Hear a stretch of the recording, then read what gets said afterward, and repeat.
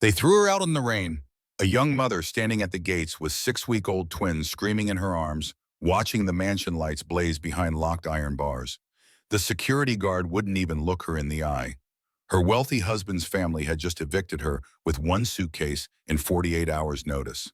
They called her nothing, a gold digger, a poor nurse who'd trapped their son. And as she stood there in that freezing November rain, they had absolutely no idea who she really was. What the Carmichael family didn't know, what they never bothered to ask, was that the helpless woman they just destroyed, she'd been building a secret empire right under their noses. While they humiliated her at family dinners, she was making million-dollar investment decisions at midnight. While they plotted to take her children, she was turning $8 million into something they couldn't even imagine. This is the story of a woman who let powerful people underestimate her, who played poor while she was rich, who lost everything visible while gaining everything that mattered. And when they finally dragged her into court to take her babies, that's when she revealed the truth that shattered their entire world. If you've ever been underestimated, dismissed, or told you were nothing, this story is for you. Stick around until the end, because the courtroom reveal will give you chills. And if this story resonates with you, hit that like button, drop a comment telling me what you do in Maya's situation, and subscribe so you never miss stories about people who refuse to stay down. Trust me, you'll want to hear every single second of what happens next. Now let me take you back to where it all began. The rain came down in sheets that November night, the kind of cold that seeps into your bones and stays there. Maya Sullivan stood outside the iron gates of the Carmichael estate at 10 minutes past midnight, her arms aching from holding two car seats. Inside each carrier, a 6-week-old baby screamed. Sophia on the left, Emma on the right, her daughters, her world. The security guard wouldn't meet her eyes. "Ma'am, I have my orders," he said, his voice barely audible over the storm. "You're not on the approved list anymore." Maya's suitcase lay in a puddle at her feet, already soaked through. She'd packed in such a hurry that she'd forgotten half of what the babies needed. Diapers, the good bottles, Emma's favorite blanket. "I live here," Maya said, and she hated how her voice broke on that last word. "My babies need to be inside. They need to be warm and dry, please." The guard looked away. "I'm sorry, ma'am. You'll need to leave the property." Behind him, the mansion glowed with golden light. Every window blazed. Maya could see figures moving inside. Derek, his mother Eleanor, his father Robert. They were watching. They were waiting for her to break. She wouldn't give them the satisfaction. Maya picked up her suitcase with her free hand, turned away from the only home her daughters had ever known, and walked into the darkness. But this story doesn't start here. It starts 4 years earlier, when Maya Sullivan made the biggest mistake of her life. She fell in love with a man who couldn't stand up to his mother. Let me take you back to 2015. Maya was 25 years old, working the overnight shift in a Philadelphia emergency room. She wore scrubs that had seen better days and drove a Honda that was older than her relationship with her last boyfriend. To anyone watching, she was just another nurse trying to make it in a city that didn't care about people like her. But Maya had a secret. During her break one night, she sat in the hospital cafeteria with her phone, checking her banking app the way other people check social media. When the numbers loaded, she quickly glanced around to make sure no one could see her screen. Balance, $8,247,000. She closed the app immediately, her heart racing the way it always did when she looked at that number. It had been 5 years since her father died. 5 years since she'd learned that the quiet software engineer who'd raised her as a single dad had sold his medical billing company to Microsoft for $40 million. 5 years since she'd inherited $8 million in a trust fund that nobody knew existed. Maya could still remember her father's final words. David Sullivan had been dying of pancreatic cancer, his body failing but his mind sharp until the very end. "Maya girl, listen to me," he'd said, his hand cold in hers. "Money changes people. Not you, the people around you. Don't tell anyone about this money until you're absolutely sure they love you for who you are. Promise me." She'd promised, and she'd kept that promise every single day since. So Maya worked as a nurse because she loved it. She lived in a tiny apartment in a neighborhood that made her mother worry.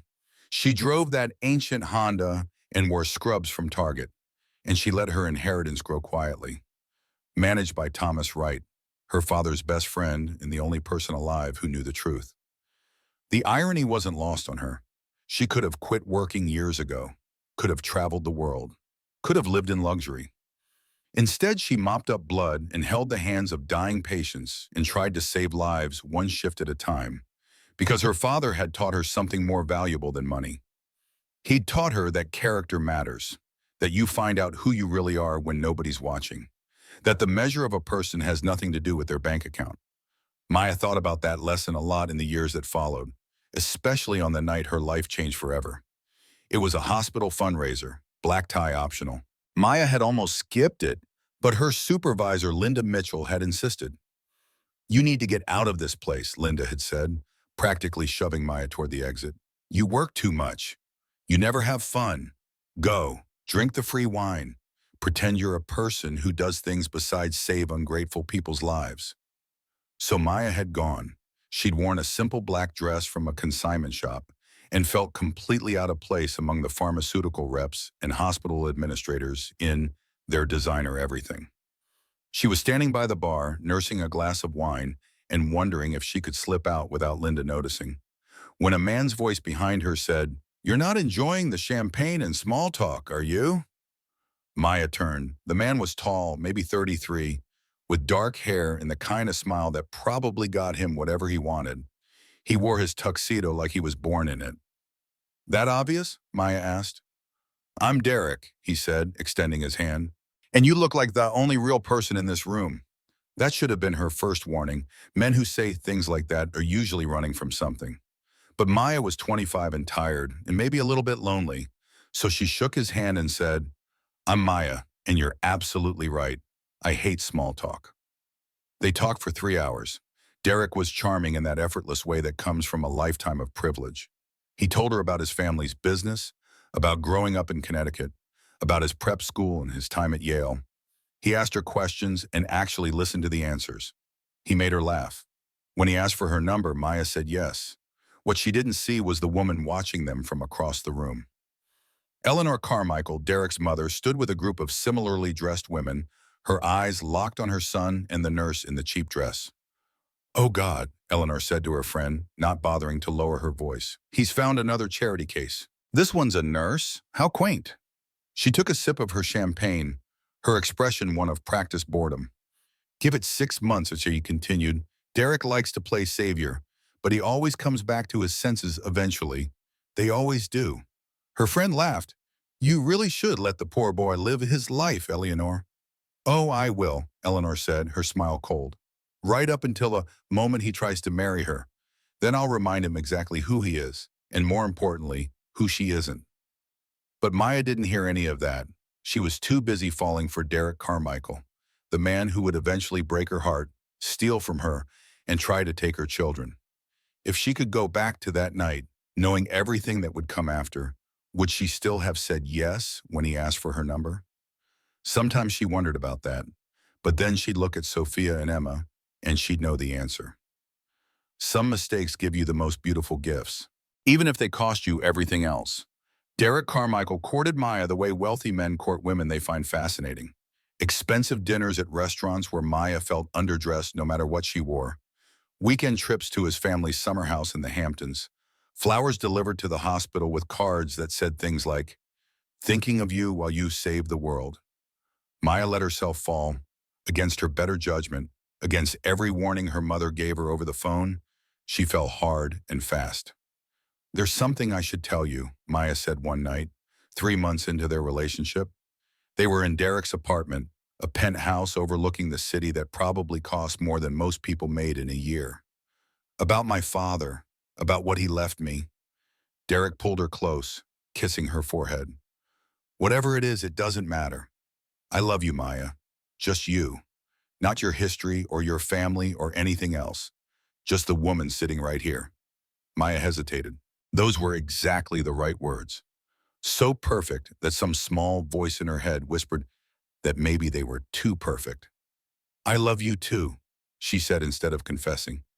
She told herself she was protecting the relationship. In reality, she was testing him. And in the back of her mind, her father's warning echoed, "Don't tell anyone until you're sure." Was she sure?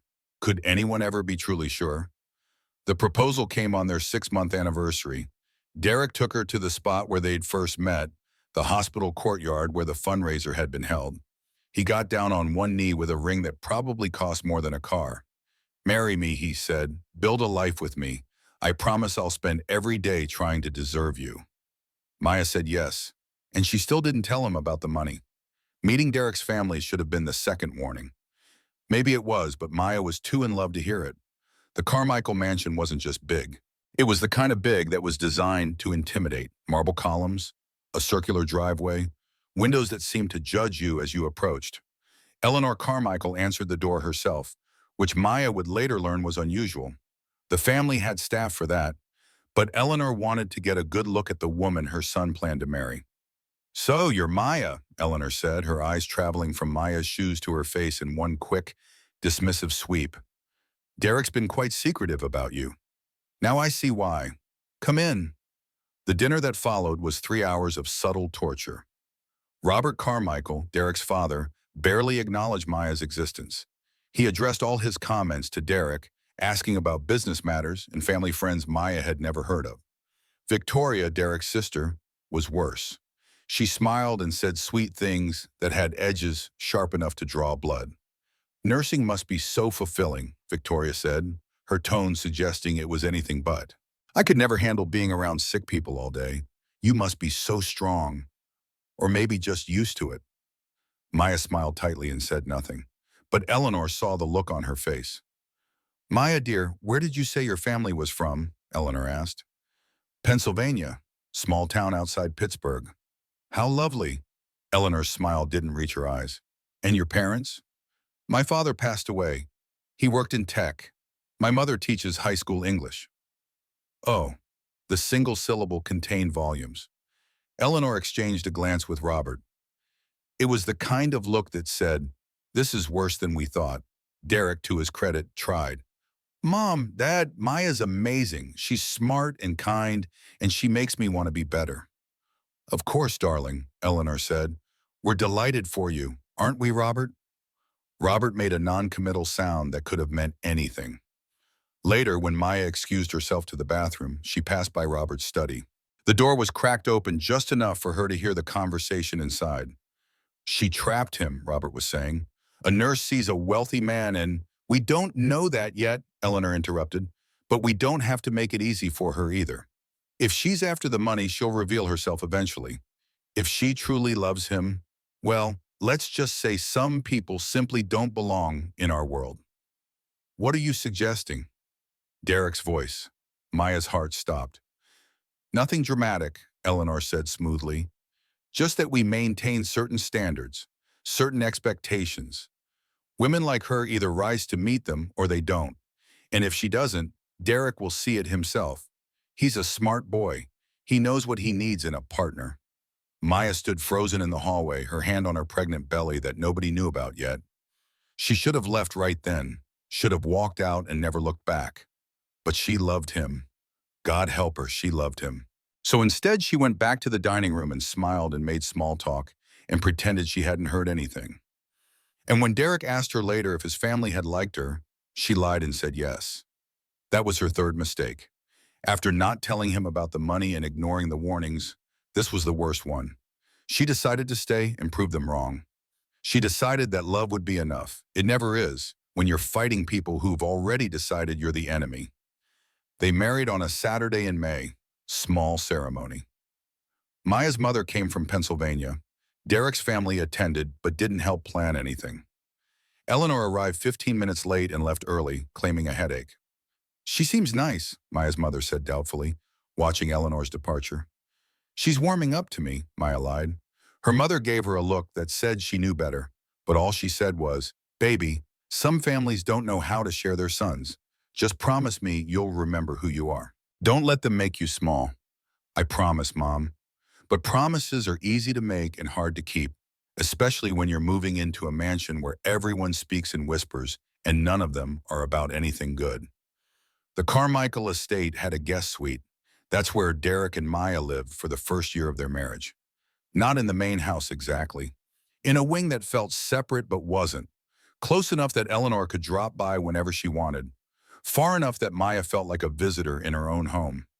Derek's career in the family business meant long hours, late nights, weekend meetings. Maya found herself alone most of the time, wandering the halls of a house that would never be hers.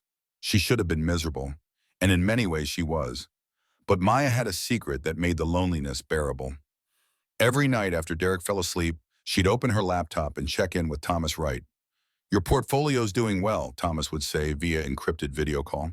"The biotech investment is up 42% this quarter." "Good," Maya would whisper. "How much total?" "9,200,000. Maya would nod, close her laptop, and lie awake wondering why she still hadn't told Derek. At first, it had been a test. Then it had become a habit. Now it felt like survival, because somewhere deep down she was starting to realize the truth. Derek loved her, yes, but he loved his family more. And his family had already decided she wasn't good enough. The money she'd inherited wasn't just wealth anymore. It was insurance. A safety net she might need. She just didn't know yet how desperately she'd need it, or how far the Carmichaels would go to take everything from her, including her own children. 3 months after moving into the Carmichael estate, Maya missed her period, then missed another one. She'd been feeling exhausted, nauseous in the mornings, emotional in ways that didn't feel like her normal self. When the pregnancy test showed 2 pink lines, Maya sat on the bathroom floor and cried. She wanted to feel happy. This was supposed to be good news. A baby. A family. Proof that she and Derek were building something real together. But all she could think about was Eleanor's cold eyes and Robert's dismissive silence, and the way Derek had stopped defending her somewhere around month 2 of living under his parents' roof. Still, maybe a baby would change things. Maybe becoming a grandmother would soften Eleanor. Maybe Derek would finally stand up to his family. Maybe this was exactly what they all needed. Maya scheduled the ultrasound without telling anyone. She wanted to be sure everything was okay before she said anything. The technician moved the wand over her belly, squinting at the screen. "Well," the technician said, grinning, "I hope you're ready for an adventure. You're having twins." Twins. 2 babies. Maya stared at the screen, watching 2 tiny heartbeats flicker. "Are you okay?" the technician asked. "You look pale." "I'm fine," Maya lied. "I'm just surprised." Surprise didn't begin to cover it. Terrified was closer. She'd been planning to tell Derek about the babies that night. Now she had to figure out how to tell him about 2 babies, how to tell his family, how to survive what came next. Maya spent 3 days planning the perfect announcement. She cooked her grandmother's pot roast, the recipe that had won competitions back in Pennsylvania. She set the dining room table herself, using the good china that the Carmichaels usually reserved for important guests. She even bought a pair of tiny baby shoes and planned to put them in the center of the table as a hint. Everything had to be perfect. Everything had to be right. The dinner started well enough. Derek, Eleanor, Robert, and Victoria all arrived on time. They sat in their usual seats. Maya brought out the appetizers, feeling her heart pound with nervous excitement. Then Eleanor said, "Oh, I forgot to mention, I invited someone special to join us." The dining room door opened and a woman walked in. She was beautiful in that effortless way that money buys: perfect hair, perfect makeup, a designer dress that probably cost more than Maya's nursing salary for a month. "Vanessa!" Derek stood up, his face lighting up in a way it rarely did anymore. "I had no idea you'd be here." "Eleanor invited me," Vanessa Blake said, kissing Derek's cheek. "Said something about an acquisition that my firm might be interested in. I couldn't pass up a chance to catch up with you." Maya watched from the doorway, the baby shoes heavy in her pocket. She watched Derek and Vanessa talk, their heads close together, laughing about shared memories from prep school. She watched Eleanor smile with satisfaction. This was planned. All of it. Eleanor had known Maya was going to make an announcement tonight. Had known and deliberately sabotaged it. "Maya, dear," Eleanor called. "Why don't you join us? You remember Vanessa, don't you? Derek's friend from school." Friend, right. The way Eleanor said it made clear that Vanessa was something Maya could never be. One of them. Old money, right family, right schools, right everything. Maya sat down, poured wine for everyone except herself, a detail nobody seemed to notice. watched as Derek spent the first hour of dinner catching up with Vanessa, barely looking at his own wife. Finally, when there was a pause in the conversation, Maya stood up. Her hands were shaking, but her voice was steady. Actually, I have some news, she said. Something important to share. Everyone turned to look at her. Eleanor's expression was carefully neutral. Robert looked mildly annoyed at the interruption. Victoria was scrolling through her phone, barely paying attention. Derek finally focused on her, offering an apologetic smile.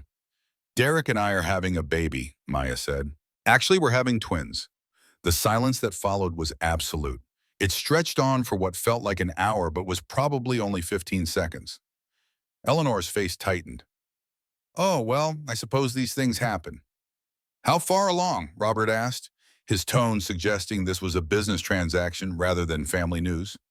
3 months. I just found out it's twins. Victoria finally looked up from her phone, each buying, oh my God, Maya, your body's going to be destroyed, like completely wrecked. I mean, congratulations and everything, but wow, 2 babies? That's intense. Vanessa stood up, clearly uncomfortable. Congratulations, I should probably… Nonsense, Eleanor interrupted. Stay, Vanessa. Family news doesn't change business. Derek, why don't you show Vanessa those quarterly reports? I'm sure Maya won't mind. She must be exhausted anyway, carrying twins. Derek hesitated.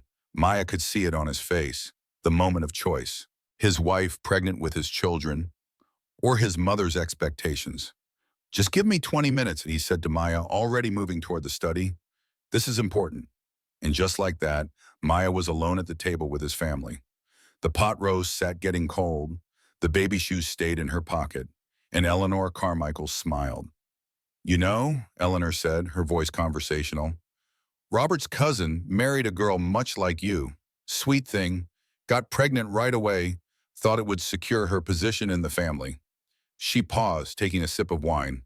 It didn't end well. She couldn't keep up with the lifestyle, all those society events, the charitable obligations, the expectations. Eventually, she had to move back to wherever she came from, some small town nobody had heard of. Eleanor's eyes locked on Maya's. Some people simply aren't built for this world, dear. No matter how hard they try.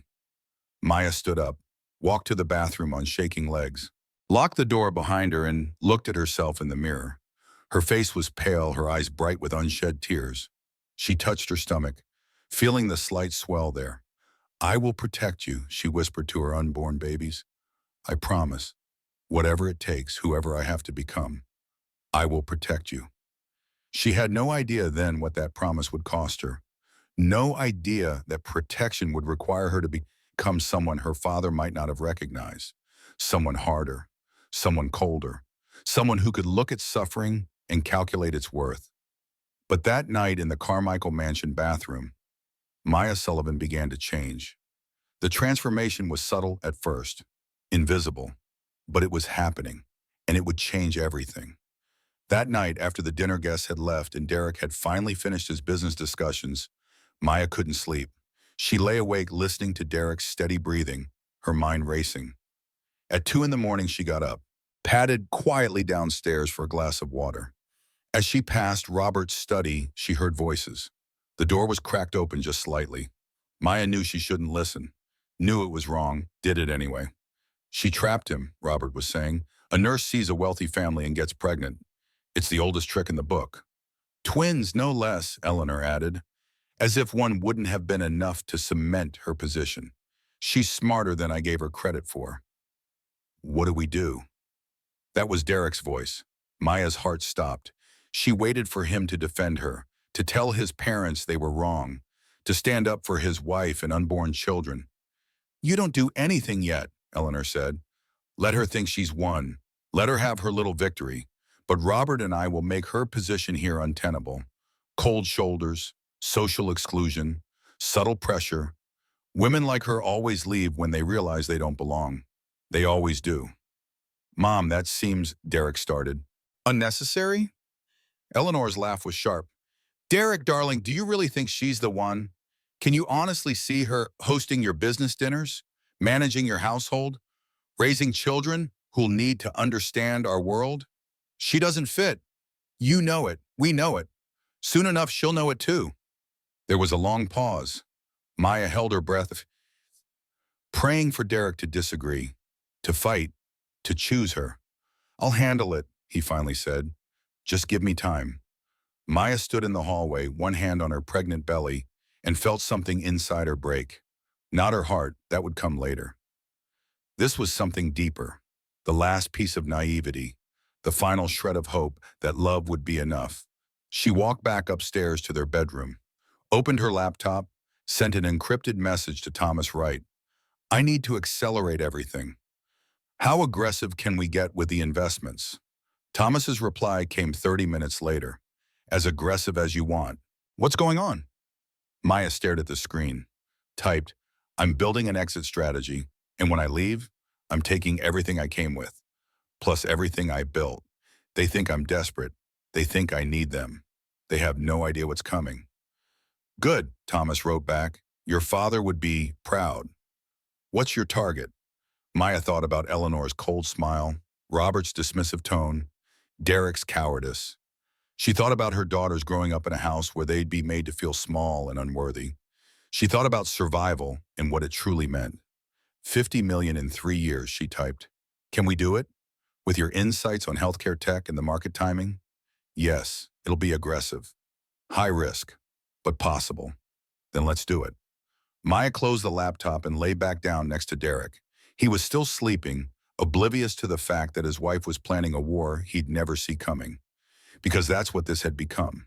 Not a marriage, not a family, a war. And Maya Sullivan had just learned the most important lesson of her life. When someone tells you who they are, believe them the first time. When someone shows you that you don't matter, start planning for the day you'll make them regret it. She didn't want revenge, not yet. She just wanted protection, safety, options. But revenge, that would come later, and it would be spectacular. The next 4 months passed in a strange duality.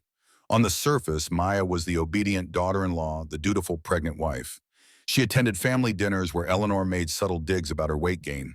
She smiled through Victoria's Instagram posts that somehow always managed to exclude her from family photos. She watched Derek pull away more each day, working later, coming home less. But underneath, in the hours between midnight and dawn, when the mansion was finally quiet, Maya was building something they'd never see coming. Tell me about Meditech AI, Maya said to Thomas during one of their late-night calls. The Series B is closing soon, right? You've been doing your homework, Thomas said, impressed.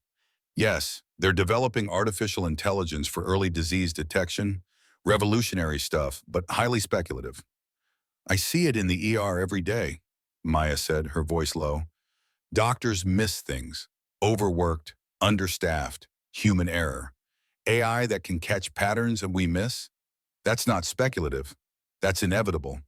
Put in 500,000. That's aggressive. I know. Thomas paused. Maya, what's going on there? You sound different. I'm pregnant with twins and living with people who hate me, Maya said flatly. Different doesn't begin to cover it. Just make the investment. He did, and 3 months later, when Google acquired Meditech AI, Maya's 500,000 turned into 2.8 million. It was the first of many wins. Twins Sophia and Emma were born on a Tuesday morning in late September. Derek was there for the birth, holding Maya's hand and crying when he first saw his daughters. For 24 hours, Maya let herself hope. Maybe this would change everything. Maybe fatherhood would help him find his spine. Eleanor visited once, stayed for exactly 15 minutes, never held either baby. They're very small, she said, as if size were a character flaw. I suppose that's to be expected with twins. You'll have your hands full. She left without saying congratulations. Robert sent flowers with a card that read best wishes in handwriting that clearly wasn't his. Victoria posted a photo on Instagram, best aunt ever, with a picture of herself holding the twins. The caption didn't mention Maya at all. Derek bought cigars and called his friends, hired a baby nurse without asking Maya's opinion, then went back to work 2 days later, leaving Maya alone in the mansion with 2 newborns and a staff that took orders from Eleanor, not her. That's when Maya realized the truth. Nothing was going to change. Nothing would ever change. These people had decided who she was on day one, and no amount of love or effort or even grandchildren would shift their opinion. So she stopped trying, and instead she started building. The montage of that first year would look like two different lives if you could see it. On one side, Maya, exhausted mother, isolated wife, woman slowly being crushed by the weight of other people's expectations. On the other side, Maya, brilliant investor, strategic thinker, woman building an empire with surgical precision. Month 4 after the twins were born, Eleanor made a comment at dinner about Maya's post-pregnancy weight. "You really should think about getting back to the gym, dear. Derek's business associates will be judging." Most that night, Maya received an email. Her investment in a genomics company had just gone public. Value of $4.2 million. Month 8, Victoria accidentally uploaded a photo of a family gathering to Instagram. Everyone was there except Maya, who'd been cropped out of the shot. The caption, "Family time is the best time." That night, Maya's pharmaceutical play paid off. A company she'd invested in early announced FDA approval for a breakthrough medication. Her portfolio hit $12 million. Month 12. Derek came home at 11 p.m. smelling like perfume that wasn't Maya's. He claimed it was from a business dinner. Didn't meet her eyes when he said it. That night, Thomas Wright called with news. Meditech AI had split its stock. Maya's remaining shares were now worth another million. Total portfolio, $15.6 million.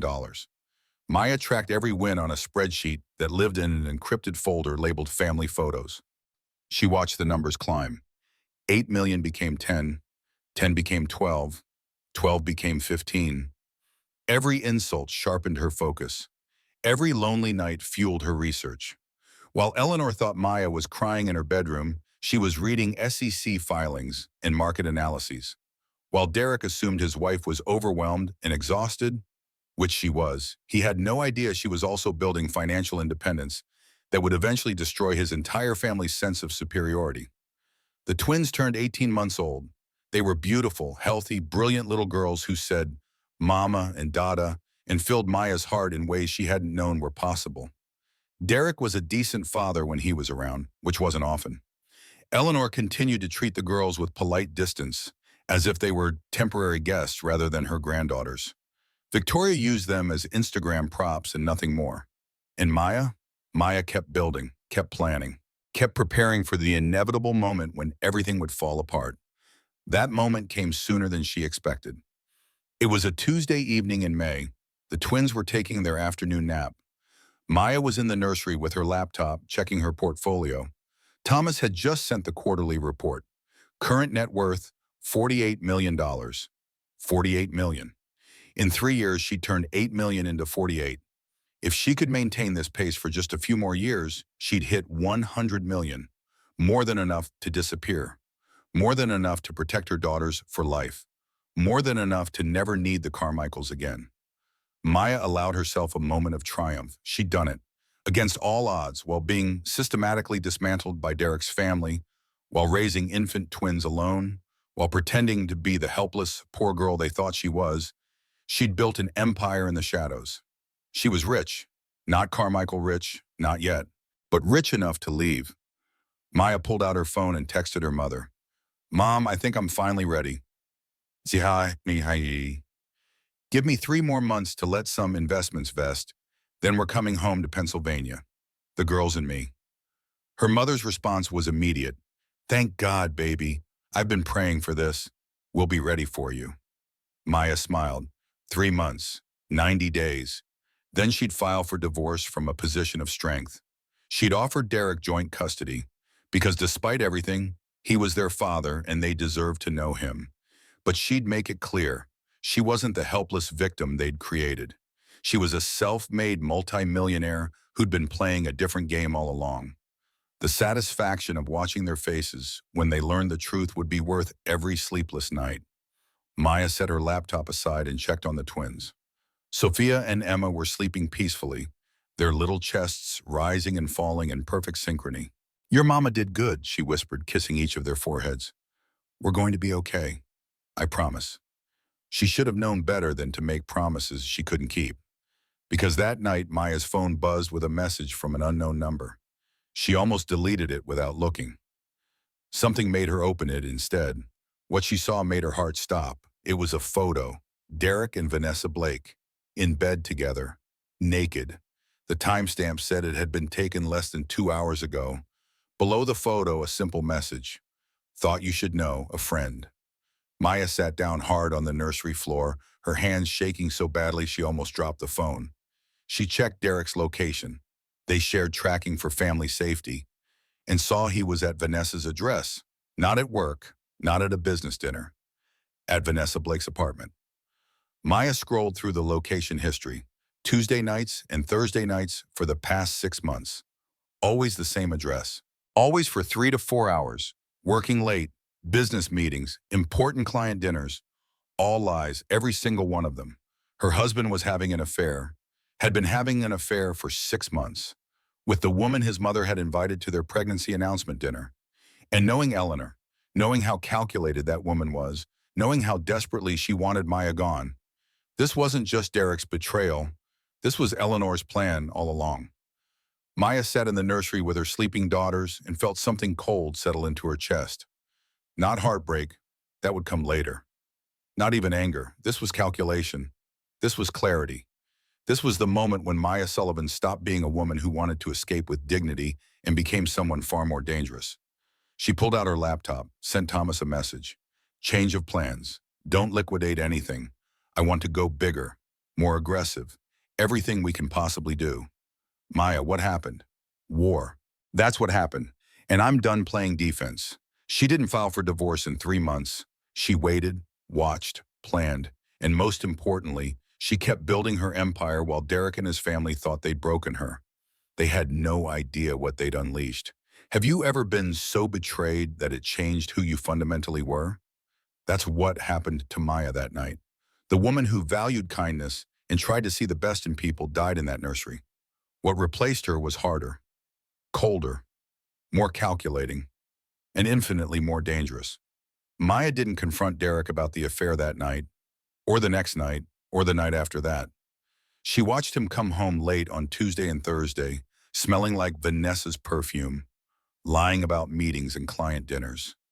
She watched him play with the twins, change their diapers, read them bedtime stories, all while maintaining 2 separate lives.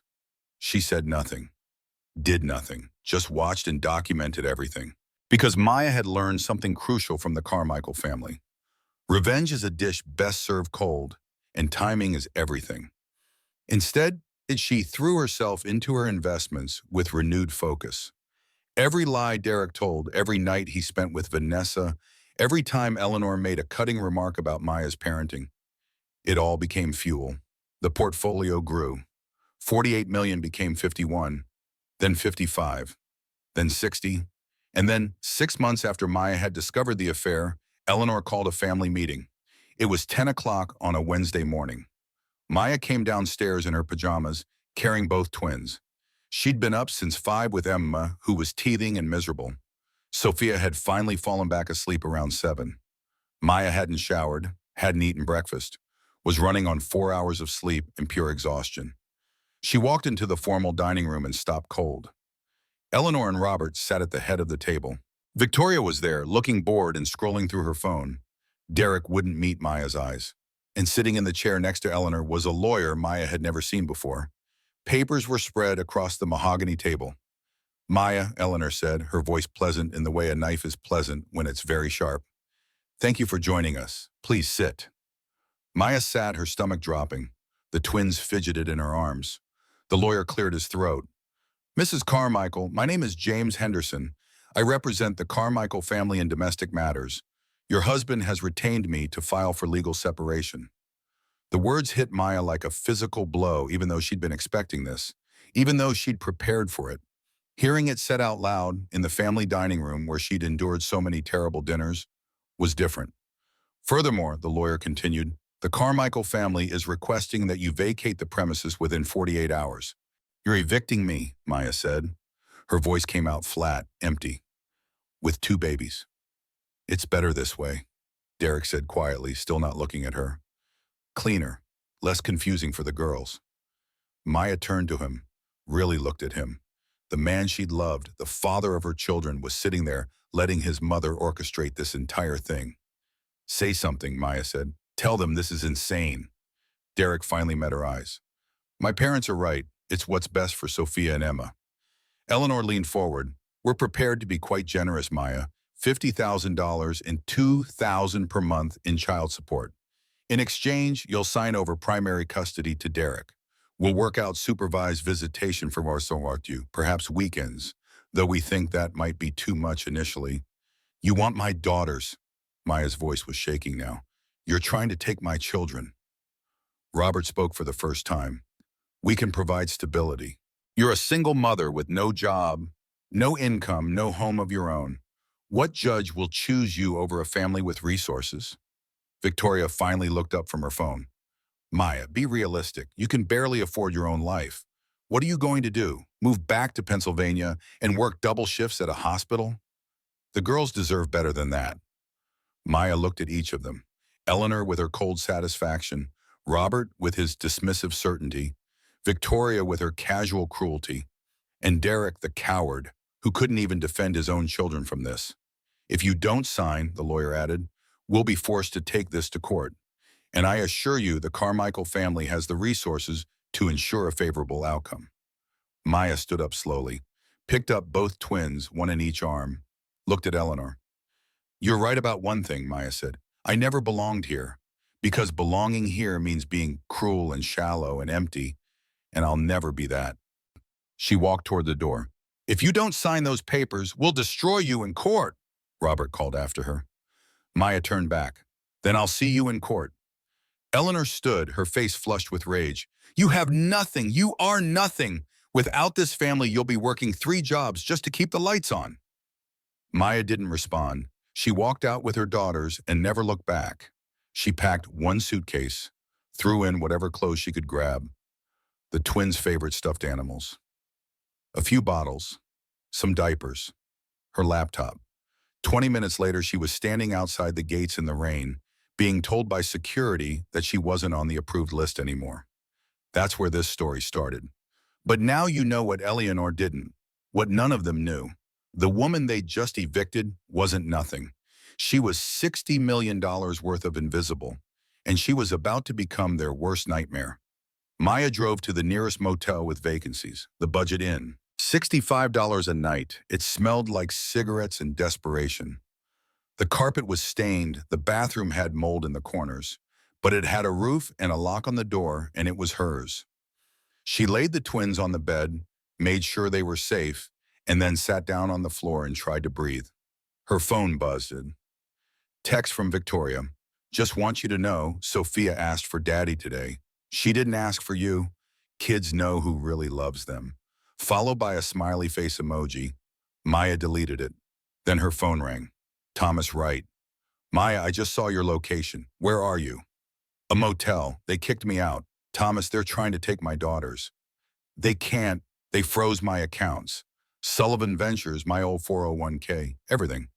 They're claiming it's all marital assets. She heard Thomas typing furiously. Son of a bitch. There's a lien from Robert Carmichael's law firm. Maya, they found your LLC. Can they do that? They did it. But they don't know about the offshore trusts. The $60 million is safe. They can't touch it. Maya felt a hysterical laugh building in her throat. I can't touch it either. If I move that money now, during a custody fight, it looks like I'm hiding assets. The judge will... I know, Thomas said quietly. Maya, I'm sorry, but we have to play this smart. You pretend to be broke. Let them think they won. And we wait for the right moment to strike. Thomas, I have $3,000 in cash. That's it. How long do I pretend?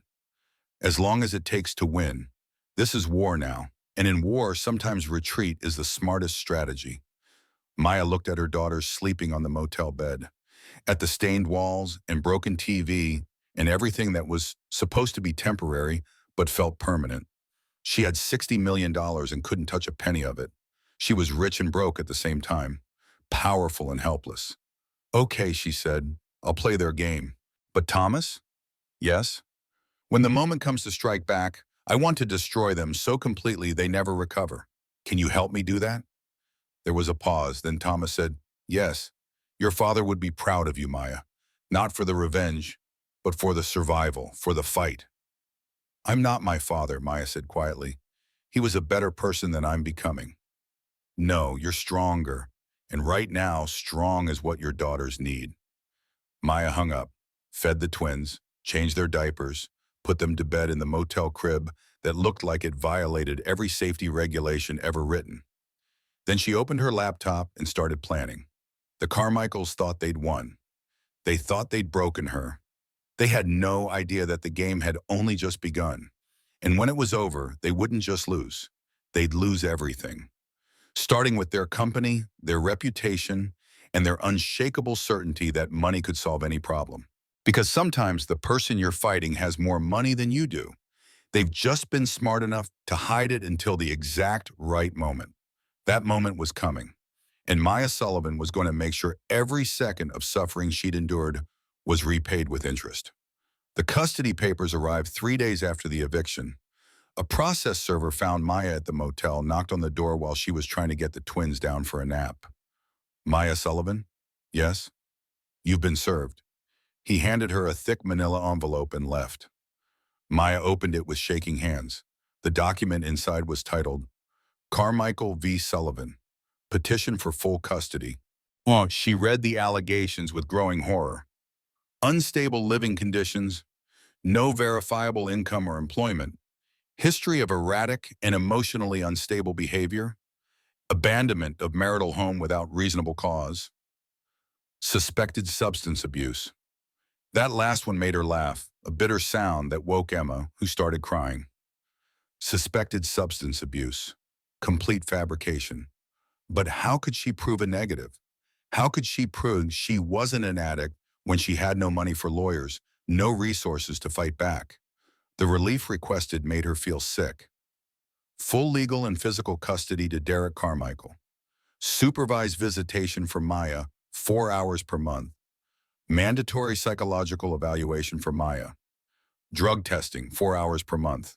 That's all they wanted to give her, 4 hours with her own children. Maya called the one lawyer she could afford, a strip mall attorney who advertised on bus benches. She had to use the last of her cash just to pay for the consultation.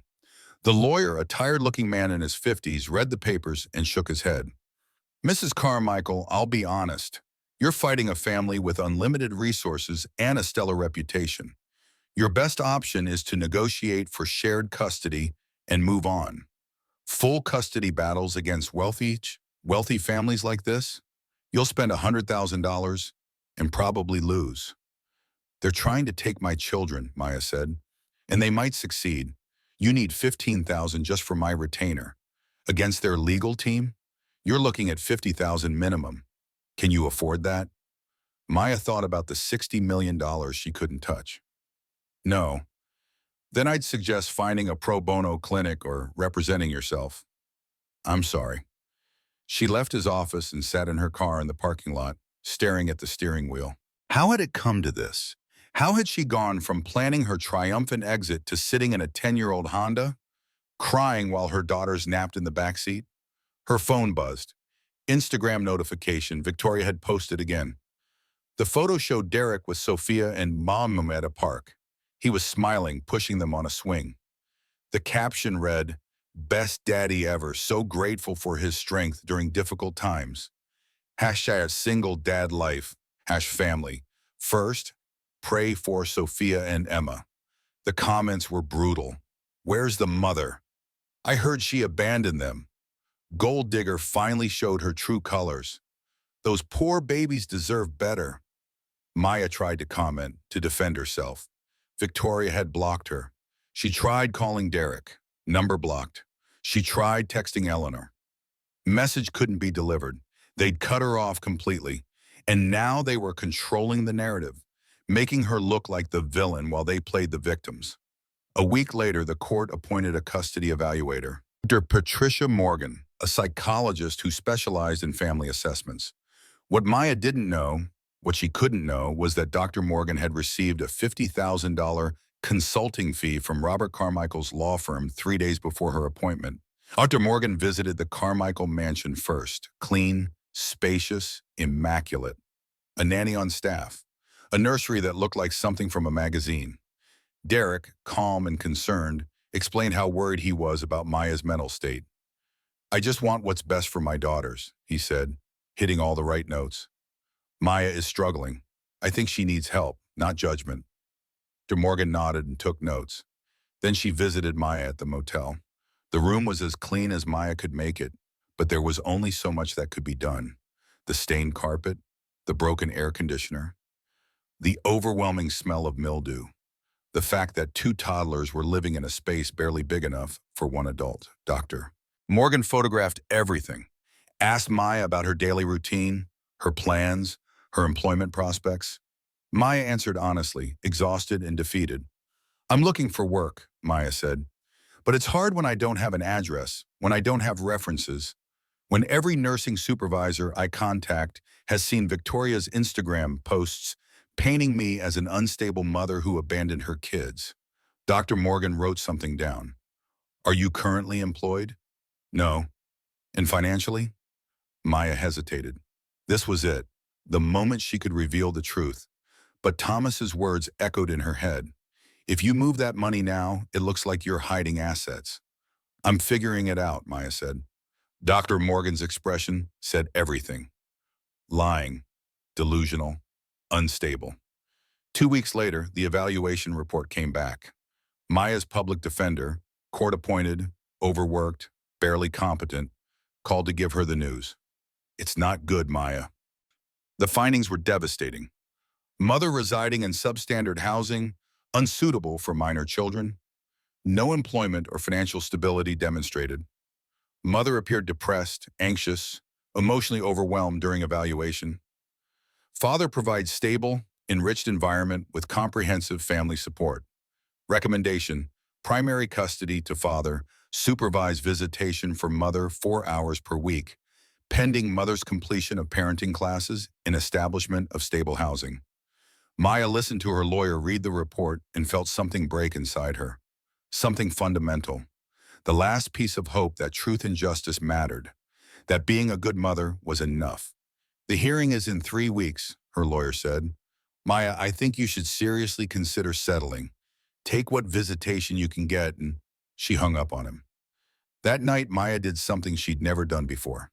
She packed a bag, grabbed the twins into their car seats, and drove. She didn't have a destination, just drove away from the motel, away from the city, away from everything. She ended up on Interstate 80 at 2 in the morning, pulling over at a rest stop because she was crying too hard to see the road. The twins slept peacefully in the back seat, oblivious to their mother's breakdown. Maya Googled, "Can I move out of state with my children during custody battle?" The answer appeared immediately. No, relocating children across state lines during active custody proceedings can be considered parental kidnapping and may result in immediate loss of custody. So she couldn't stay, couldn't run, couldn't win. "I'm sorry," she whispered to her sleeping daughters. "I'm so sorry. Mama tried. Mama tried so hard." Her phone rang. "Mom." Maya answered, unable to speak through her tears. "Baby, where are you?" her mother asked. "I've been calling for 2 days." "I don't know. Somewhere on I-80. I couldn't stay in that room anymore, Mama. I just couldn't." "Are the girls with you?" "Yes." "Are they safe?" "Yes." "Then listen to me. You drive to the nearest safe place. A rest stop, a diner, anywhere with lights and people. You sit down and you breathe. Because right now, you're scaring me." "They're going to take my babies," Maya sobbed.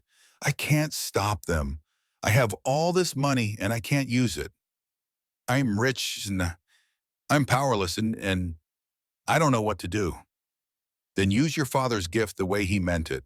Not to run, not to hide, to fight. Call someone who can help you. Do something, anything, except giving up."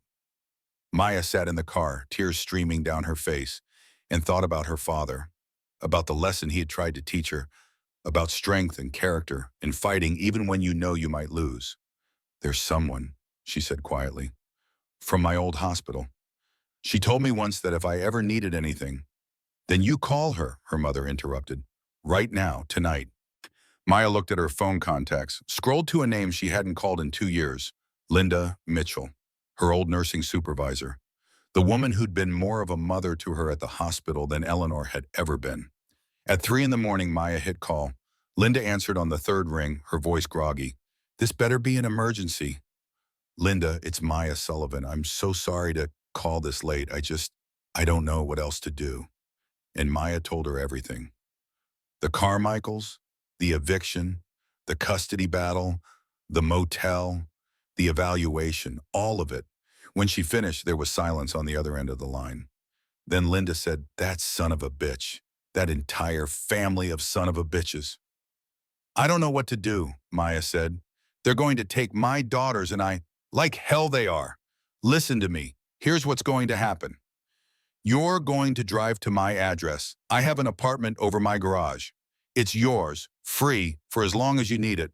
You and those babies are going to have a roof and meals and safety. Write down this address. Maya grabbed a napkin from the glove box and a pen. Wrote down the address with shaking hands. Linda, I can't ask you to. You're not asking. I'm telling. And tomorrow morning, you're meeting with Jenna Russo. She's a family lawyer, the best in the state. Specializes in taking down wealthy, abusive families. She owes me a favor. I can't afford a lawyer like that, Maya said. Did I ask if you could afford her? She takes cases pro bono for women in exactly your situation. Now get your ass to my house and stop arguing. Maya felt something shift. Hope, maybe. Or just the absence of complete despair. Thank you, she whispered. Thank you so much. Thank me by fighting, Maya, by refusing to let these people break you. Your father left you options. Now use them. Maya drove to Linda's house. The apartment over the garage was small but clean, safe, warm. The twins didn't wake up when she carried them inside. For the first time in weeks, Maya slept. Really slept. Because sometimes the strongest thing you can do is accept help when you need it. And sometimes survival is just about making it to tomorrow.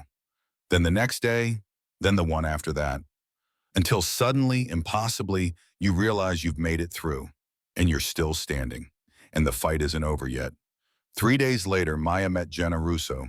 Jenna was nothing like Maya expected. 42 years old, Italian-American, with a Brooklyn accent that got thicker when she was angry. She showed up at Linda's garage apartment wearing a power suit and carrying a briefcase that looked like it could double as a weapon. She took one look at Maya, exhausted, hopeless, barely holding it together, then at the twins playing on the floor, then back at Maya. Linda tells me the Carmichael family thinks they can steal your kids because they're rich and you're not. Maya nodded. And you've been living in a motel because they kicked you out with newborns. 6-week-old twins, Maya corrected. Jenna's eyes narrowed. Oh, this just keeps getting better. Let me guess. They froze your accounts, trashed you on social media, bought off a custody evaluator? How did you? Because it's the rich family playbook. I've seen it 100 times. They think money equals power. And you know what? Usually they're right. Jenna sat down, leaning forward. But not this time, because they just messed with the wrong woman and hired the wrong lawyer. Now tell me everything, every detail, every document, every dirty secret. Maya talked for 2 hours. About Derek's affair, about Eleanor's orchestration, about the eviction and the false allegations and the rigged evaluation. When she finished, Jenna was quiet for a long moment. Okay, she finally said. Here's the truth. Normally a case like this, you'd lose. Wealthy family, good lawyers, bought evaluator, social media campaign painting you as unstable. 9 times out of 10, you'd lose your kids. Maya felt her heart sink.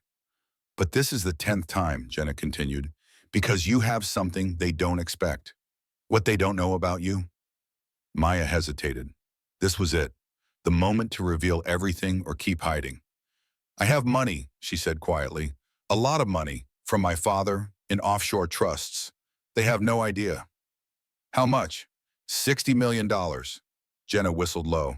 Oh, honey, they have no idea what's about to hit them.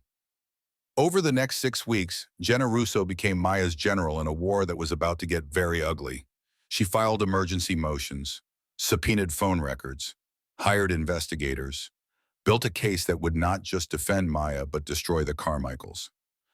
Here's the strategy, Jenna explained during one of their many planning sessions. We don't reveal the money yet. First, we destroy their credibility, expose the affair, prove Eleanor knew and encouraged it, show the bought evaluator, make them look like the villains they are. And then when they think they've won, when they're celebrating their victory, that's when we drop the nuclear bomb. Maya learned that Jenna had her own history with powerful families. At 25, she'd gone through a custody battle with her wealthy ex-husband. She'd almost lost her daughter. But one lawyer had fought for free, had refused to let money win.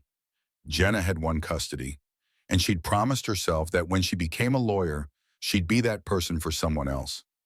I don't do this for money, Jenna said. I do this because nobody should lose their kids just for being poor, even when they're not actually poor. She grinned, which makes this case so much more fun. They worked day and night, Maya studying legal documents while the twins napped, Jenna filing motions and interviewing witnesses, Linda babysitting so Maya could focus. Thomas Wright joined the team remotely, managing Maya's portfolio and preparing the financial disclosures that would eventually reveal her net worth. Your investments are doing well, Thomas reported during a video call. That pharmaceutical company just IPO'd. You're at 68 million now. Maya barely registered the number. She didn't care about money anymore. She only cared about her daughters. The preliminary hearing arrived 6 weeks after the eviction. Maya walked into the courtroom wearing a professional outfit that Jenna had bought for her. Derek sat with his lawyer, Harold Winters, a man with a reputation for crushing opponents. Eleanor and Robert sat in the gallery, looking confident. They had no idea what was coming. Judge Margaret Torres entered, 58 years old, no nonsense, a divorced single mother herself. Maya learned later that Jenna had specifically requested this judge. Sometimes strategy was about knowing who held the power. Harold Winters stood first. Your Honor, the facts are simple.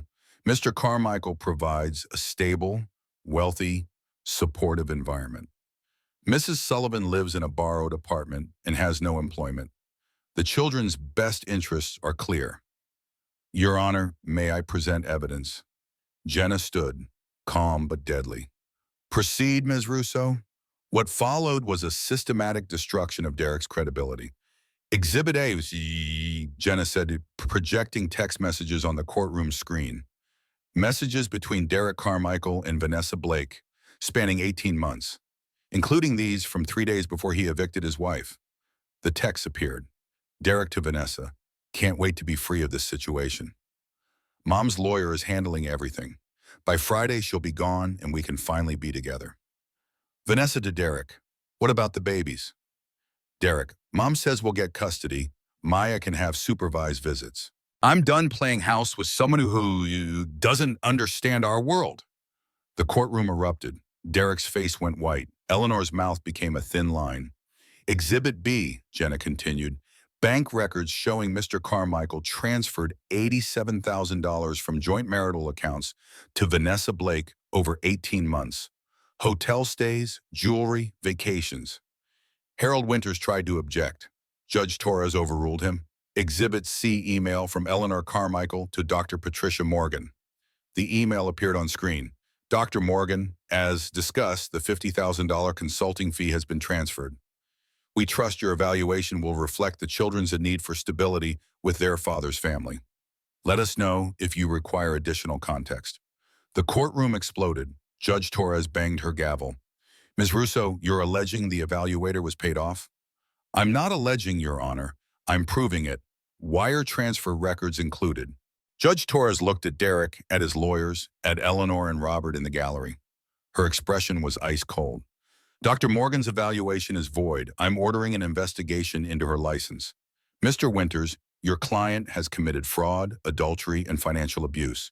His family has conspired to corrupt this court's process. I'm granting temporary full custody to Mrs. Sullivan, effective immediately. Your Honor, Harold started, I'm not finished. Mr. Carmichael will have supervised visitation, 2 hours per week, and he will pay Mrs. Sullivan's legal fees. Every single penny. We're adjourned. The gavel came down. Outside the courthouse, Maya stood on the steps with Jenna and Linda, the twins in a stroller. Reporters were swarming, camera phones everywhere. Maya, how do you respond to allegations you're unstable? Maya stopped, turned, looked directly at the cameras. I'm not unstable. I'm a mother who was kicked out of her home with 6-week-old babies by people who thought money could solve any problem. Today they learned they were wrong. What will you do now? I'm going to raise my daughters, and I'm going to make sure every woman facing what I faced knows there's hope. Jenna pulled her toward the car. That was perfect. But save some energy. The real battle's in 8 weeks. They're not done yet. Maya looked back at the courthouse. Through the windows, she could see the Carmichael family. Derek looked destroyed. Eleanor looked furious. Robert looked like someone had just told him gravity no longer existed. They thought they'd won. They'd thought money and power and corruption would be enough. They were about to learn that the woman they dismissed as nothing was actually worth more than their entire family combined. And she was just getting started. Because winning a preliminary hearing was one thing. Completely destroying them in the final trial? That was going to be so much sweeter. The 8 weeks between the preliminary hearing and the full custody trial should have been a time of recovery for Maya. She had her daughters back. She had temporary custody. She'd exposed Derek's affair and Eleanor's corruption for the world to see. But the Carmichaels weren't done fighting. Not even close. 1 week after the preliminary hearing, Maya received an anonymous email. No subject line, no message. Just an attachment. Medical records for Sophia. Maya opened the file with growing horror. It showed a hospital visit she had never authorized, dated during one of Derek's supervised visitations. The diagnosis made her stomach turn. Suspected neglect, failure to thrive. Mother reported as emotionally unavailable and erratic. The report was signed by Dr. Marcus Hathaway, a name Maya had never heard before. She called Jenna immediately. It's fake, Maya said, her voice shaking. Sophia doesn't have failure to thrive. She's perfect, healthy. This is a setup, Jenna finished. Dr. Hathaway is a private physician, Carmichael family friend. Maya, they created a false medical record to use against you. Can they do that? With enough money, they can do anything. And if Child Protective Services gets this, the doorbell rang. Maya opened it to find 2 CPS investigators on Linda's porch. Ma'am, we received a report of medical neglect. We need to inspect the home and interview you. What followed was 90 minutes of hell. The investigators photographed everything, asked invasive questions, examined Sophia and Emma, who were clearly healthy and well cared for, but that didn't seem to matter. They wanted to know about Maya's mental health, her financial situation, her plans. We'll file our report within 7 days, the lead investigator said as they left. The children can remain with you until then. Maya collapsed against the door after they left. She called Thomas Wright, desperate. It's time, she said. We can't wait anymore. Let's move the money. I'll explain it to the judge. Maya, no. Thomas's voice was firm. If you suddenly access millions during a CPS investigation, you'll look guilty, like you're preparing to flee. We wait. For what? For them to take my children because I'm pretending to be broke? For the right moment. Trust me. 6 days later, the CPS report came back. The findings were designed to look neutral, but still damaging. Housing adequate, but minimal. Mother appears stressed. Medical concerns require further investigation. Children appear healthy at present, but continued monitoring recommended. Mother should attend parenting classes and secure more stable housing. It wasn't enough to remove the twins, but it gave the Carmichaels exactly the ammunition they needed for the final trial. The night before the full custody hearing, Maya couldn't sleep. She lay in the small bedroom Linda had given her, listening to the twins breathe in their cribs, and thought about everything that had led to this moment. 4 years ago, she'd been a woman who believed in love and goodness and the fundamental decency of people. She'd hidden her wealth because she wanted to be loved for who she was, not what she had. Now she understood that sometimes kindness is mistaken for weakness, that sometimes you have to fight fire with fire, that sometimes the only way to protect what matters is to become someone you never wanted to be. Tomorrow, she'd walk into that courtroom and reveal everything. The $68 million. The empire she'd built in secret. The fact that she'd been 5 times wealthier than the Carmichael family this entire time. They'd be humiliated, destroyed, their sense of superiority shattered. And Maya didn't feel bad about it. Not anymore. Because they'd tried to take her children. They'd tried to break her. They'd underestimated her at every turn. Tomorrow they'd learn the price of that mistake. The courtroom was packed. The media had gotten wind that something big was happening. Derek and his family sat on one side, looking confident despite the preliminary hearing's outcome. They thought they had one last card to play. The CPS report, the medical concerns, Maya's apparent poverty. Maya sat on the other side with Jenna. She wore a designer suit that Thomas had sent, her first expensive clothing purchase in 4 years. Her hair was done, her makeup perfect. She looked like exactly what she was, a woman with power. Judge Torres entered. We're here for the final custody determination in Carmichael versus Sullivan. Mr. Winters, you may present your case. Harold Winters stood. He was good at his job. He painted a picture of Maya as struggling, overwhelmed, unable to provide for her children. He referenced the CPS report, the motel, the lack of employment, the apparent instability. Your Honor, my client loves his daughters. He can provide them with the best schools, healthcare opportunities. Mrs. Sullivan, despite her efforts, simply cannot compete with the resources and stability the Carmichael family offers. Then it was time for cross-examination. Jenna called Robert Carmichael to the stand. Mr. Carmichael, you've testified that your son can provide financial stability. What's your personal net worth? Approximately $40 million, Robert said confidently. And your annual income? $2.8 million. Impressive, and you believe that's sufficient to care for 2 children? More than sufficient. It's about values, Ms. Russo. Work ethic, legacy. Jenna smiled. Legacy, Your Honor, I'd like to submit Exhibit M. She handed documents to the judge and opposing counsel. Judge Torres began reading, her eyebrows rising steadily higher. These are financial disclosures for Maya Sullivan, née Warner, Jenna said. Asset statements, trust fund documentation, and investment portfolios managed by Wright Capital Management. Ms. Russo, Judge Torres said slowly, these numbers seem extraordinary. They're accurate, Your Honor, independently verified. Maya's father, David Sullivan, founded HealthBridge Software in 1999, sold to Microsoft in 2001 for $40 million. Upon his death in 2010, Maya inherited $8 million in a trust fund. The courtroom went silent. Derek leaned forward, confused. Eleanor's face was frozen. Over the past 4 years, Jenna continued, Maya has grown that inheritance through strategic investments in healthcare technology, biotech ventures, and pharmaceutical companies. Her nursing background gave her unique insights into which medical innovations would succeed. A PowerPoint presentation appeared on the courtroom screens, showing Maya's investment history year by year. Year 1, $8 million to $15.6 million. Year 2, $15.6 million to $48 million. Year 3, $48 million to $68 million. Current net worth as of this morning. Jenna paused for dramatic effect. $68 million. The courtroom exploded. Derek stood up, his face white. That's impossible. Eleanor whispered something to Robert that made him grip the armrest of his chair. Judge Torres banged her gavel. Order! Jenna turned to Robert, still on the stand. So let me ask you again, Mr. Carmichael. You have $40 million. Maya has $68 million. Who exactly cannot provide financial stability? Robert's face was red. She never told us. She hid it.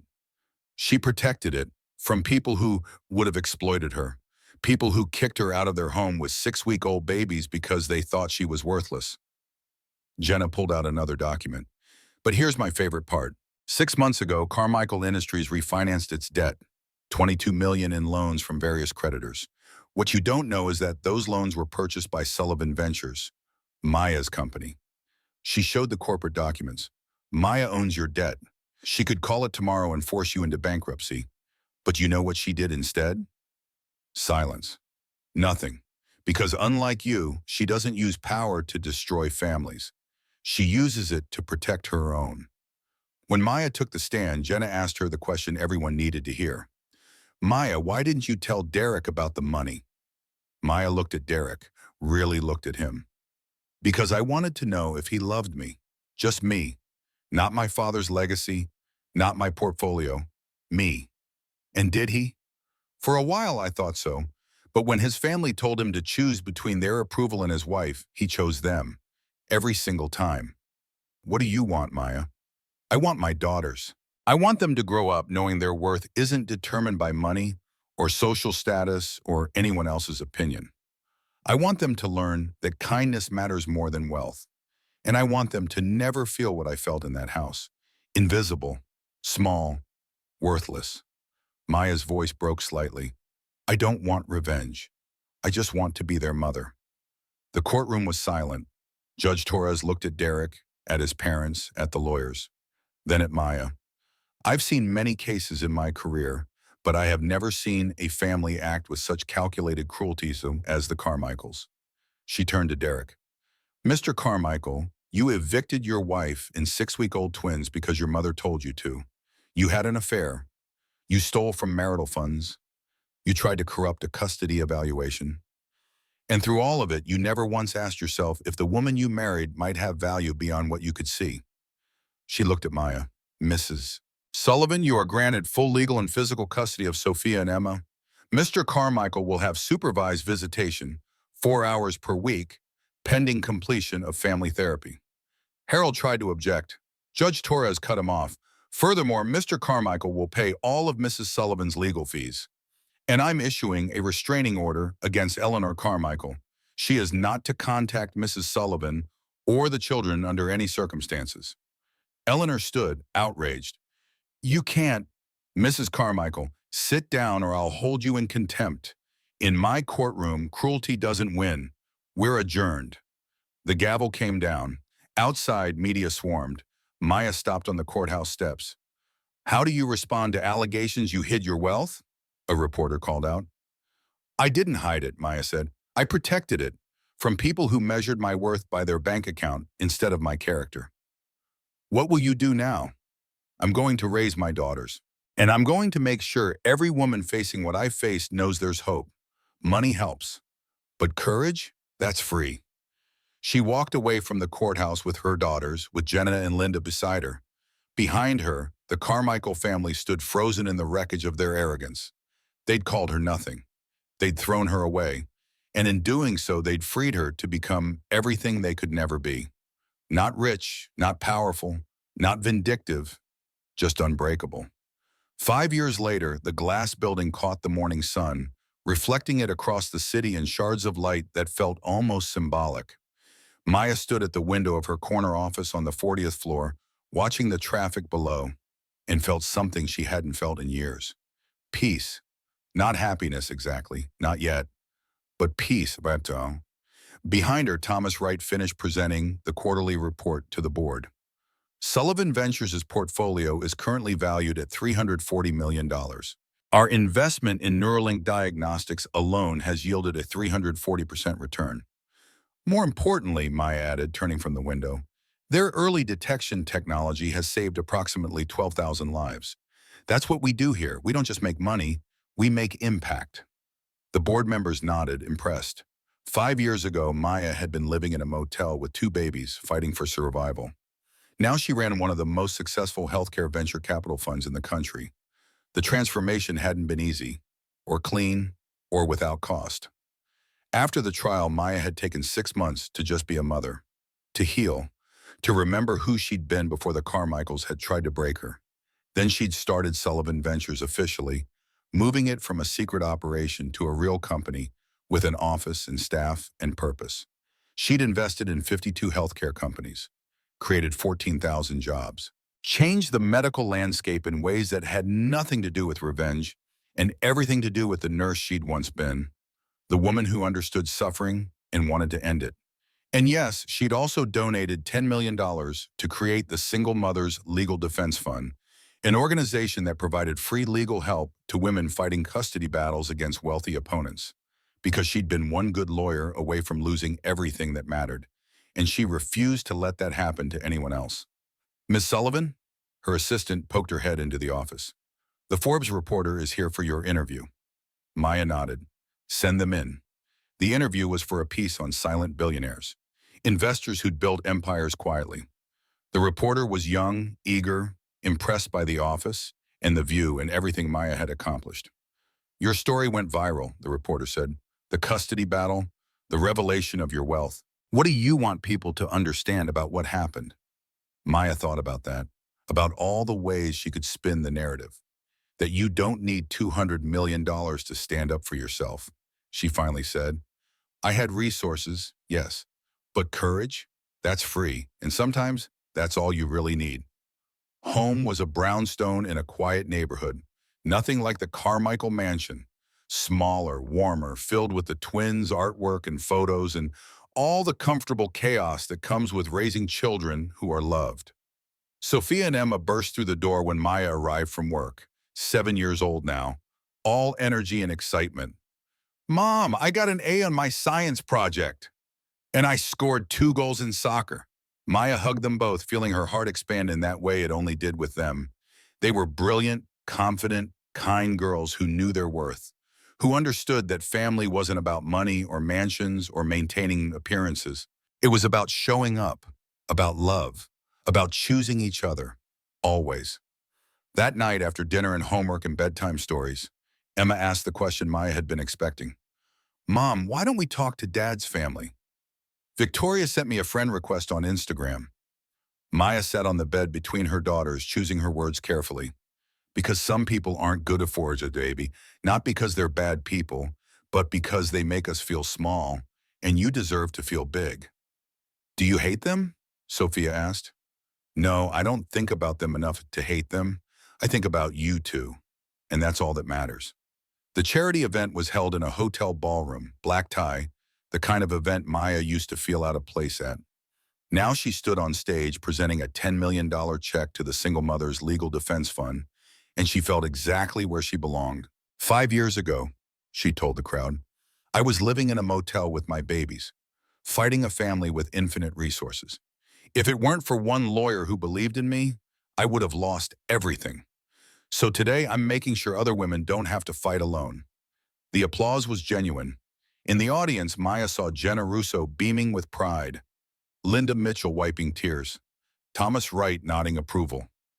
These were her people now, not blood family, chosen family, the people who'd shown up when everything fell apart. The encounter with Derek was unexpected. Maya was at a coffee shop near her office when someone approached her table. Maya. She looked up. Derek looked older, worn down by the years, but there was something different in his eyes, clarity, maybe, or just exhaustion. I heard you'd be here, he said. I know this is weird, but can I sit? Just for a minute. Maya gestured to the empty chair. 1 minute. He sat. I've been in therapy, 3 years now, working on myself, trying to understand everything I did wrong. Good for you. I owe you an apology, a real one. I let my family destroy us. I was weak, cowardly, and I'm sorry. Maya studied him. She could see he meant it, could see the work he'd put into becoming someone better. I appreciate that, but Derek, apologies don't erase what happened. I know, but maybe they're a start. For the girls, they ask about me. I want to be a real father to them. Then show up, do the therapy, prove it through actions, because they deserve better than who you were. Derek nodded. I'm trying, I swear. There was an awkward pause. My mother, Derek said. She's in a retirement community now, lost everything when the company went under. She asks about the girls sometimes. That's not my decision, Maya said. When Sophia and Emma are old enough to choose for themselves, I'll let them. But I won't force forgiveness. Fair. Another pause. I saw your Forbes article. 340 million. You were rich the whole time. I was, but you never asked. You just assumed I was nothing because your mother told you I was. Biggest mistake of my life. Maya stood to leave. No, Derek, your biggest mistake was believing her. Marrying me was actually the smartest thing you ever did. You just didn't realize it until you had already thrown it away. She left him sitting there with his coffee and his regrets. That night, putting the twins to bed, Sophia asked the question Maya had been dreading. Mom, when we grow up, will we be rich like you? Maya sat between them, thinking carefully. That depends on what you think rich means. If it means money, maybe.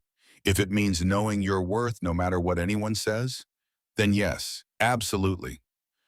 Tell us the story again, Emma said, about how you and Daddy met. You've heard it 100 times. But we like it, especially the ending, where you win. Maya smiled sadly. I didn't win, babies. I survived. There's a difference. What's the difference? And Maya thought about that question. About all the ways survival differed from victory. About the kisses and the scars and the person she'd had to become. Winning means someone else loses, she finally said. Surviving means you kept going when everything told you to stop. And then you built something beautiful from the pieces.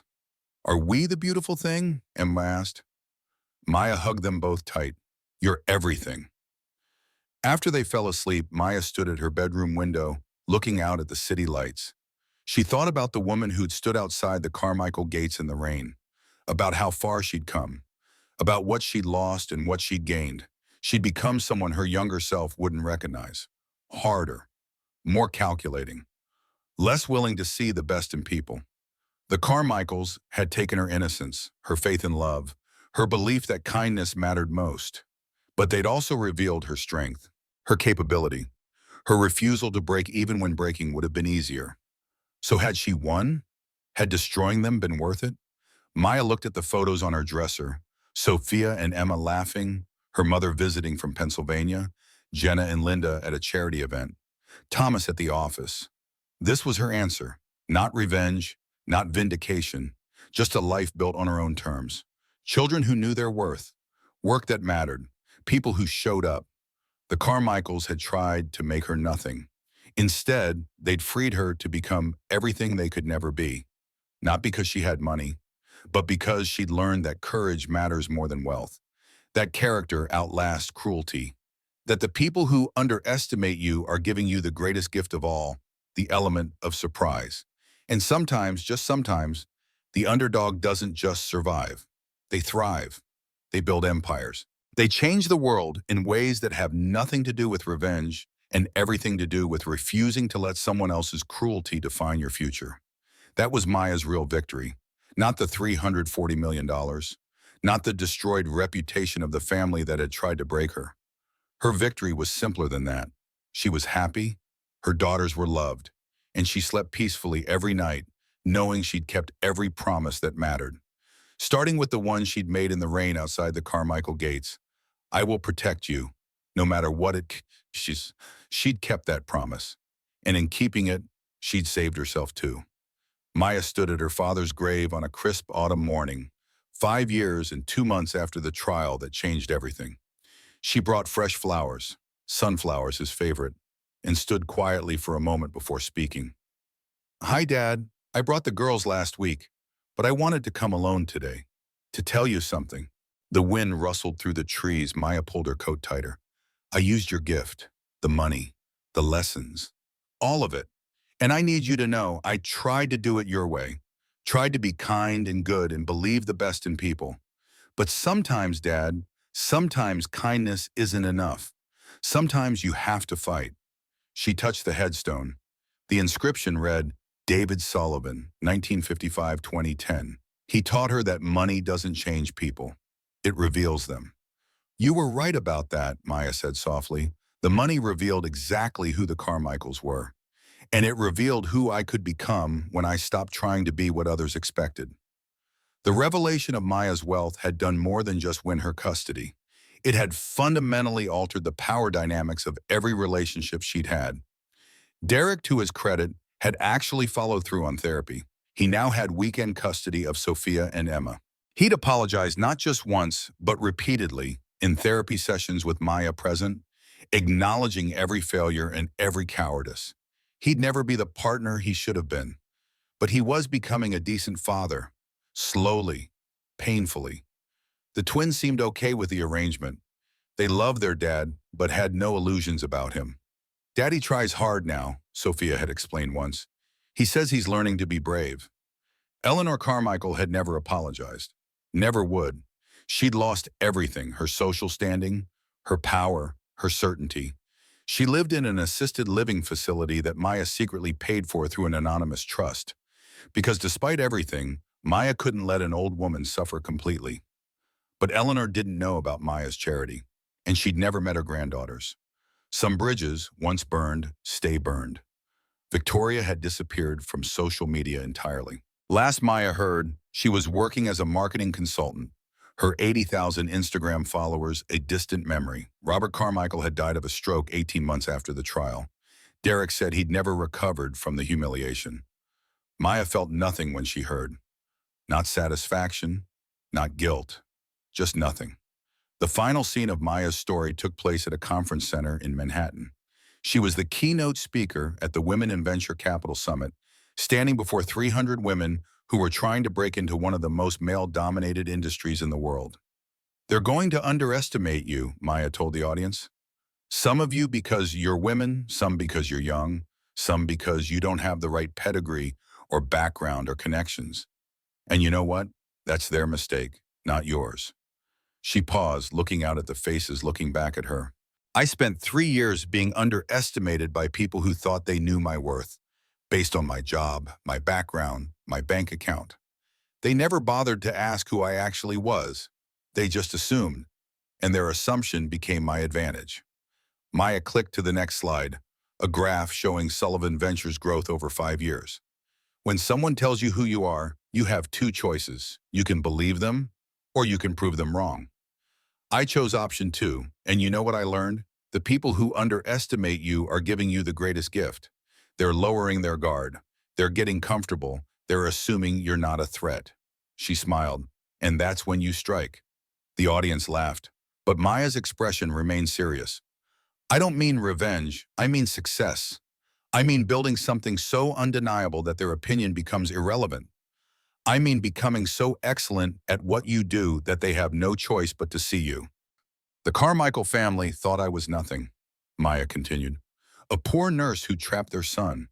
They never imagined I might be building an empire while they were building my isolation. They never thought to ask what I was doing on my laptop at 2 in the morning. They just assumed I was overwhelmed and helpless. Their assumptions cost them everything. My refusal to correct those assumptions gave me the space to become who I needed to be. After the speech, during the Q&A, a young woman in the back row raised her hand. How do you live with it? She asked. The revenge? Destroying a family? Maya considered the question carefully. I didn't destroy them. They destroyed themselves through their own cruelty. I just stopped protecting them from the consequences of their actions. She paused. And as for living with it, I sleep fine. Because every morning I wake up to 2 little girls who know their worth, who understand that kindness matters, but so does strength, who will never let anyone make them feel small. That's not revenge, Maya said. That's justice. And sometimes justice looks like a woman who was supposed to be nothing, building something that matters. The final moment came on a Tuesday evening. Maya was home, helping the twins with homework, when her phone rang. Unknown number. She almost didn't answer, but something made her pick up. Hello? Silence on the other end. Then, Maya, it's Eleanor. Maya's hand tightened on the phone. She hadn't spoken to her former mother-in-law in 5 years. How did you get this number? Derek gave it to me. Maya, I need to speak with you, please. Just 5 minutes. Against her better judgment, Maya agreed to meet. A coffee shop, public, safe. Eleanor looked old. That was Maya's first thought when she saw her sitting at a corner table. Not just older, old, diminished. The power and certainty that had once radiated from her like armor was gone. Thank you for coming, Eleanor said as Maya sat down. You have 5 minutes. Eleanor nodded. I'm dying. Pancreatic cancer. Stage 4. The doctors give me maybe 3 months. Maya felt nothing, no satisfaction, no pity, just that same numbness that came whenever she thought about this woman. I'm sorry, Maya said, because it seemed like the thing to say. Don't be, I deserve it. Eleanor looked directly at her. I ruined your life because I thought you weren't good enough for my son. Because I was afraid you'd take him away from me. Because I'm a bitter, cruel woman who couldn't stand the idea of someone loving Derek more than I did. Why are you telling me this? Because I want to see my granddaughters. Before I die, just once. Maya had prepared for this moment for years. Had imagined it, planned her response, rehearsed her rejection. But sitting across from a dying woman who'd caused so much pain, she found herself hesitating. "Do you know their names?" Maya asked. Eleanor blinked. "What? My daughters. Do you know their names?" "Of course, Sophia and Emma." "What are their favorite colors? What do they want to be when they grow up? What makes them laugh?" Eleanor opened her mouth, closed it. She had no idea. "You want to see them," Maya said quietly, "but you never wanted to know them. That's the difference between a grandmother and a stranger. Strangers just want the title. Grandmothers want the relationship." "Maya, please." "No." Maya stood up. "You had 5 years to be a grandmother. 5 years to apologize, to try, to show up in any way that mattered. You chose not to. You chose to nurse your bitterness and your resentment instead." She looked at Eleanor with something that might have been pity. "I'm sorry you're dying. I truly am, but I won't use my daughters to give you absolution. They're not props for your redemption arc. They're people. People you decided weren't worth knowing. When they're older, when they're 18 and can make their own choices, I'll tell them you wanted to see them. I'll show them the birthday cards you never sent, the holidays you missed, all the moments you chose not to be part of. And I'll let them decide if they want to know you." Maya picked up her purse. "But that's their choice, not mine, and definitely not yours." She left Eleanor sitting in the coffee shop, small and old and finally understanding the cost of her cruelty. That night, after the twins were asleep, Maya sat at her kitchen table with a glass of wine and her laptop. She opened a document she'd been writing for years, a letter to Sophia and Emma, to be read when they were old enough to understand. She added the final paragraph. "Your grandmother Eleanor asked to see you today. She's dying. I said no, and I want you to understand why. Not because I'm cruel, not because I hold grudges, but because loving you means protecting you from people who see you as objects rather than humans, who want to use you for their own purposes rather than know you for who you are. When you're older, if you want to find her, if you want to hear her story, if you want to build a relationship, I'll support you, because that will be your choice. But protecting you from people who don't value you, that's my job, and I'll never apologize for doing it well. Love, Mom." Maya saved the document and closed her laptop. Through the window, she could see the city lights spreading out in all directions. Somewhere out there, Eleanor Carmichael was facing her mortality. Derek was trying to become a better man. Victoria was rebuilding a quieter life. And Maya was right here, in a home filled with love and laughter and two little girls who knew exactly what they were worth. She'd started as someone who wanted to be loved.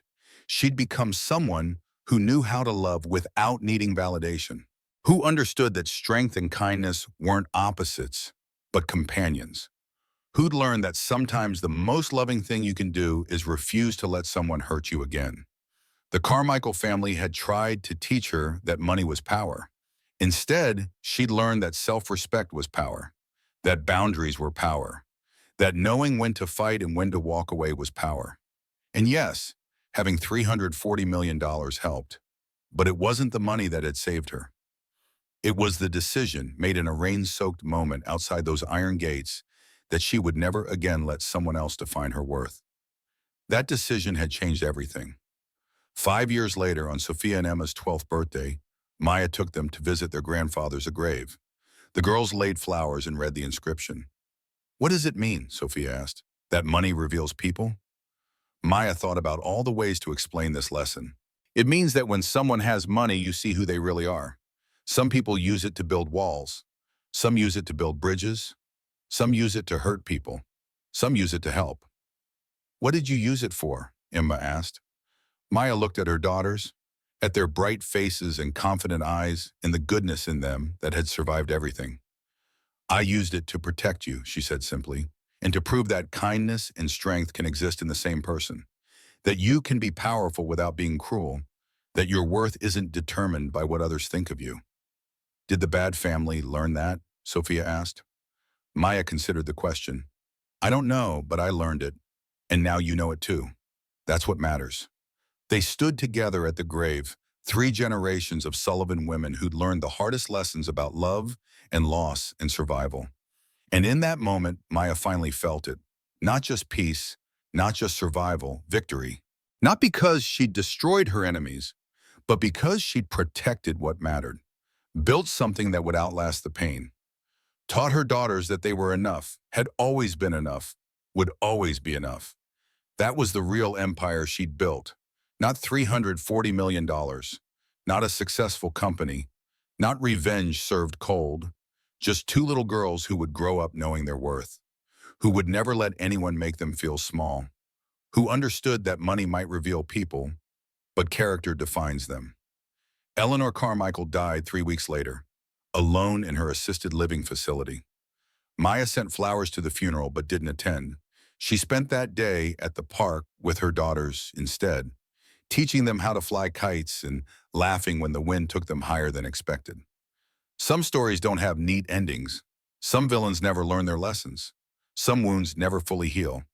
But some women learn that survival is its own form of victory. That protecting your children matters more than proving a point. That building a good life is the best revenge against people who tried to destroy you. Maya Sullivan had been called nothing by people who thought they mattered. She'd proven them wrong not by becoming like them, but by becoming better than them. And in the end, that was enough. 10 years after the trial, Maya sat in her office reading an email from Forbes. They wanted to feature her in their Women Who Changed Industries issue. The recognition was nice, but it wasn't why she did the work. She did it because every investment she made, every company she supported, every job she created, it was all in service of something bigger than revenge or vindication. It was in service of her father's lesson, the one she'd finally understood. Money doesn't change people. It reveals them. The Carmichael family's money had revealed their cruelty, their weakness, their fundamental emptiness. Maya's money had revealed her strength, her resilience, her refusal to let bitterness poison her future. She looked at the photos on her desk. Sophia and Emma, now 12, at their science fair. Both had won first place. Both wanted to be doctors. Both understood that helping people mattered more than impressing them. That was Maya's legacy. Not wealth, not revenge, not even justice. Just two girls who knew they were enough, who would never let anyone convince them otherwise, who understood that the best way to respond to cruelty wasn't to become cruel yourself. It was to become so undeniably good that the cruelty couldn't touch you anymore. Maya Sullivan had been thrown out in the rain with her newborn twins by people who thought she was nothing. 10 years later, she was a multimillionaire who changed an industry, saved thousands of lives, and raised two extraordinary daughters. The Carmichaels had given her the greatest gift imaginable. They'd underestimated her. And she'd spent every day since proving them wrong. Not through destruction, through creation, through building something so beautiful and strong that their cruelty became irrelevant. That was the real story, not about revenge, about refusing to let someone else's opinion define your worth, about discovering that you were always enough. You just needed to stop waiting for permission to believe it. Maya closed her laptop, picked up her phone, and texted her daughters. Early day. Want to get ice cream? The responses came back immediately. Yes, can we get 2 scoops? Maya smiled. You can have anything you want, babies, because you're worth it. You always were. And that finally was the end of the story. Not with a bang, not with revenge served cold, not with enemies destroyed, but with a mother taking her daughters for ice cream on a Tuesday afternoon, because that's what winning actually looks like.